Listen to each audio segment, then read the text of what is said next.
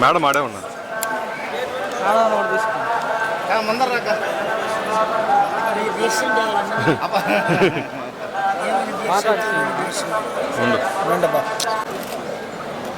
Sir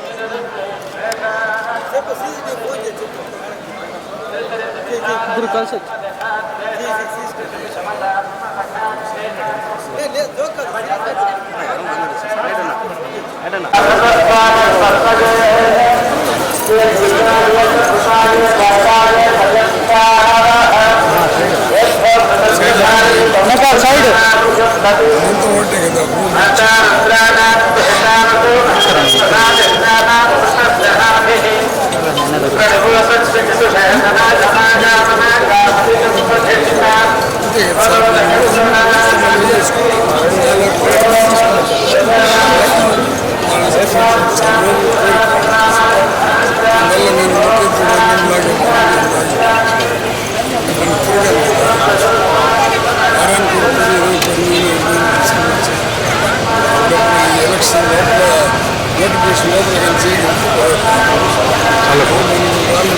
ముందు కలియుగ వెంకటేశ్వర స్వామి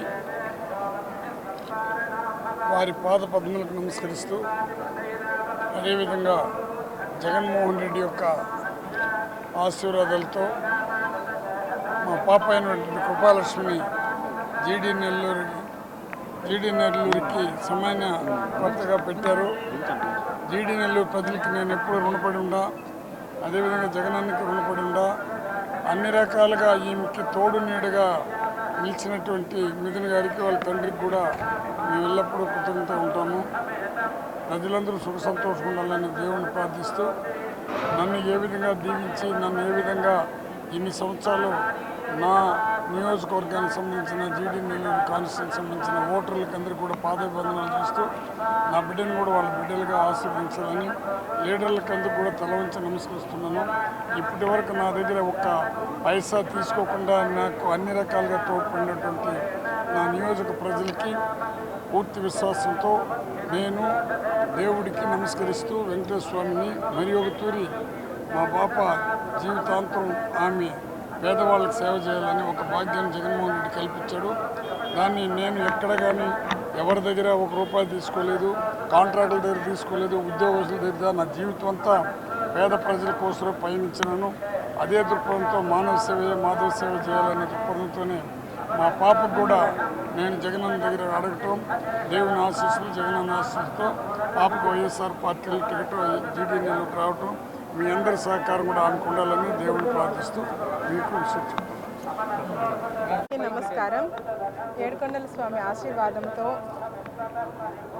మా అన్న జగనన్న గారి బ్లెస్సింగ్స్తో, మా నాన్న కోరిక మేరకు నాకు ఈరోజు జీడీ నెల్లూరు అసెంబ్లీ కాన్స్టిట్యుయెన్సీకి ఇన్ఛార్జ్గా ఇచ్చినారు.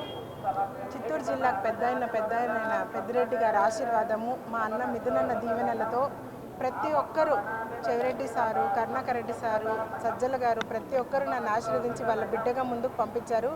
మా నాన్న ఎలా ప్రజలకు సేవ చేసి మంచి పేరు తెచ్చుకున్నారో అలానే నేను కూడా మీ అందరి ఆశీర్వాదంతో ప్రజలకు సేవ చేసి మంచి పేరు తెచ్చుకుంటానని, నన్ను నమ్మి నాకు ఈ పదవి బాధ్యతలు అప్పగించిన జగనన్న గారికి జీవితాంతం రుణపడి ఉంటానని, అలానే జీడీ నెల్లూరు మంచి మెజారిటీతో గెలిపించి అన్నకు కానుకగా ఇస్తానని భగవంతుడిని వేడుకుంటూ, అన్న ఇంకా 30 ఏళ్ళైనా జగనన్నే సీఎంగా ఉండాలని, ప్రతి ఒక్క పేద హృదయంలో దేవుడి స్థానంలో ఉండే జగనన్న ఎప్పుడు పేదల ఆశీర్వాదంతో నిండు నూరేళ్ళు చల్లగా ఉండాలని భగవంతుడిని వేడుకుంటాను.